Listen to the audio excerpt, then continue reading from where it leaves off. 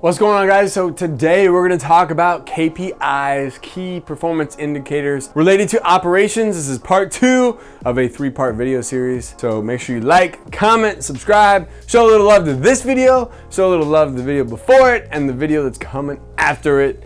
Thank you guys so much for all your support. My name is Chris Chan, the founder and CEO of Active Age Daytime Senior Care, and today we're talking about operations, right? So what is your average daily census versus your total census, right? So the problem with this is that a lot of people get all excited. They're about ready to open up their adult day center. They had all these people come through and tour in advance of them opening. And they're like, yeah, we signed up 20 new members. Well, guess what? That doesn't mean that those 20 new members are gonna start coming every single day. That doesn't mean because you sign up 20 new members that you're gonna have 20 people coming every day. Maybe you'll have 10, maybe you'll have 8, maybe you'll have 7. Everyone's formula is gonna be a little bit different, but something I always like to do to safeguard that is I like to use this little formula, this little ratio.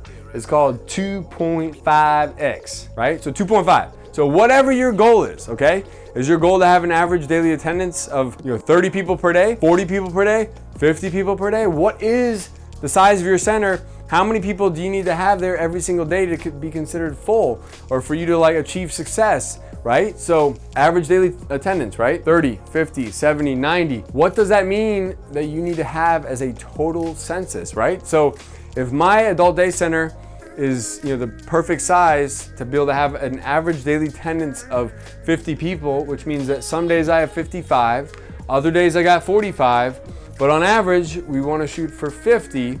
What I need to do is I need to make sure that I have 125 people that are active on my roster, right? So if I have 125 people that are active, 125 members that are on my roster, if I have that many, then that's gonna produce an average daily attendance of 50, right? So this is important to take into consideration because a lot of times people will get overexcited. They won't understand how many people they need to have in order to achieve this equilibrium of a certain number of people coming on an average day, right? So that being said, use 2.5 as a way to gauge that. If you do that, then when you think about the number of new members that you need to start, if you got to start 125 new members to achieve that average daily census, how many new members is that in a year, right? More than likely, you're going to need to start net new members, right? Net new members, you're going to need to start 2 members a week to achieve something close to 125 total people on your roster, right?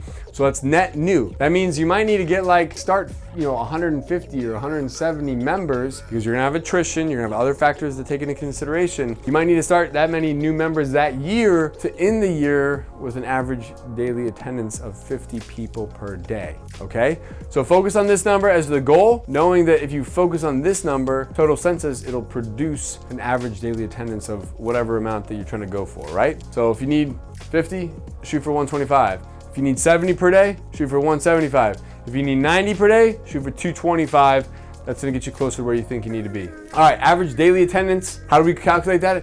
Average daily attendance is calculated weekly, refers to the average number of individuals attending an adult day program per day over a 1-week period. So we take the total attendance per week divided by the number of operational days per week. That's gonna give us our average daily attendance. So in the sample set on the bottom left corner, I think we did a 6-day sample set. Monday we had 40 people. Tuesday we had 32. Wednesday we had 38. Thursday we had 35. Friday 42, and on Saturday we had 25. So we had 212 total attendance, right? So it could have been some of the same people, could have been different people. It doesn't really matter who it was. We just want to know how many people attended, okay? So the total attendance was 212 over that 6-day period. Divided by 6 days, average daily attendance was what? 35. 35 average daily, right? So that's how you figure out your average daily attendance. Use Excel, use a spreadsheet, use something, but keep a record of this. Maybe your electronic health record system can produce these numbers and you can export them to an Excel spreadsheet. Maybe they have all the reporting and KPIs built into it.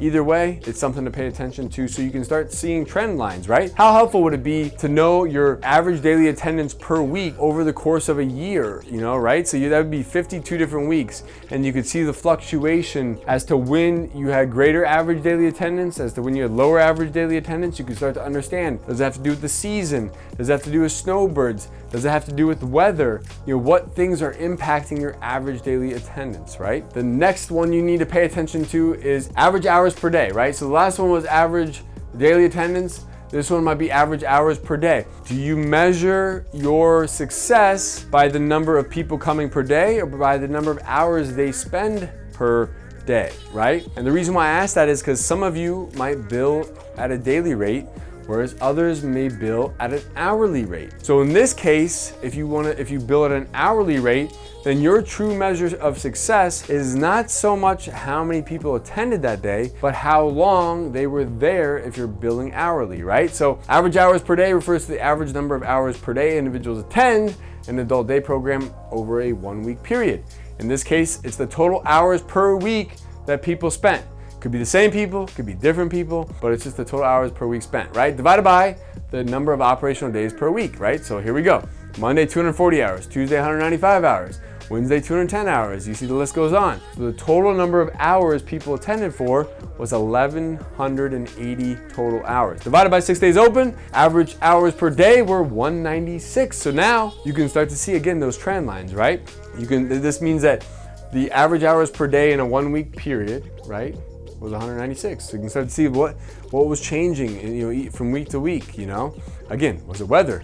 Was it snowbird season? Was it this? Was it that? What kind of clues could you dissect or start to figure out if you knew this information, right? Another one from operational, and the thing is to take into consideration too is, maybe it has something to do with events that you're doing. Maybe you're doing parties or events and you're doing these things at certain times of the year and they're having a big impact. Maybe you never really realize that the parties and the events that you're doing are having such a big impact. You start to see that, hey, you know what? On Fridays, we got 42 people on a Friday. Why are our Fridays continuously greater than our Mondays, right? You can start saying, why do our hours so much more on Fridays and Mondays? Maybe you started offering live music and you start putting live music on Friday and all of a sudden your attendance started to grow in that area. These are all things to take into consideration, but if you knew that information and you could kind of pinpoint, what am I doing differently on these days to increase my hours or to have more hours or more people in attendance, wouldn't that be helpful when you think about how you're doing your activity planning and things like that? All right, now average attendance frequency, okay? So the average attendance frequency refers to the average number of days per week a member attends the center, right? So the average attendance frequency is really a matter of, okay, so if a new member starts with you, what's the average number of days that new member is gonna spend, per week? Right? Is it 2? Is it 3? Right? Because you're gonna have some people that come and they're gonna spend 5 days a week with you. You have others that are gonna spend 2 days a week. You might have another person that just comes, 1 day a week, or maybe, Saturday, every other Saturday. These are all these factors are gonna go into play, right? You're gonna have some people mom is driving me crazy. I want her to come 6 days a week from the time you open to the time you leave. So everyone's gonna have a little bit different, but what's the average number of people, days per week people are spending with you, right? So in this sample set, we take member A, they attend 3 days. We take member B, they attend 2 days. We take member C, they attend 4 days, right? So then you take the total days attended by all the members in a week this is from your sample set, okay? So the number of people in your sample set, right? They attended a total of 9 days. How many people were in your sample set? There were 3. So the average days per week that someone would spend based on your sample set, in this case here, would be on average 3 days per week. So, when they walk in the door, on average, hey, the average person is gonna spend 3 days per week with us, okay? And the reason why this is important is because think about this. If you start to notice trends where the average days per week are starting to decline, maybe it went from 3 to 2, is there something happening in your activity department that you weren't, that's causing people to spend, less time here? Is there something happening when it comes to the experience that people are having, that they're just coming less often? Or all of a sudden, are you starting to see an increase and people are spending more time and, you're having, members that are staying longer and longer and you're seeing that average, attendance frequency start to increase, right? And so then what were you doing well there that was causing those numbers to increase versus maybe if they're starting to decrease? You can start to dissect this stuff and figure out what is the problem. Remember, if you don't measure it, you can't manage it. This is a perfect example. All right, I think this is the last slide. Maybe average length of stay. is the average period of time a member was an active participant before being discharged and no longer using services, right? So total months the previous member was enrolled divided by the total number of previous members who were enrolled, right? So in this case here, we have data, right? So since opening, we have data on 20 previous members who had been enrolled for a total of 360 months. So like, for example, member A was with us 20 months. Member B was with us 9 months. So the total number of months that they were enrolled out of those 20 were 360 months divided by 20 members equals 18 months is the average length of stay. You might have to, again, you're gonna have to use a certain sample set that's based on your adult day center, but then you can figure out what the average length of stay is. And again, this might, you might be able to get clues as to whether or not are people staying longer, are they staying shorter? Is that average length of stay changing over time? Obviously, it's hard to kind of measure this on a weekly basis because this is something that you can really only extrapolate over, if the average length of stay is 18 months, then you're really gonna only know how this data is impacting you over the course of years, right? But it is something for you to start tracking because it's gonna help you figure out your customer lifetime value. All right, guys, and so that's it for operations. We'll roll into finance here in a second.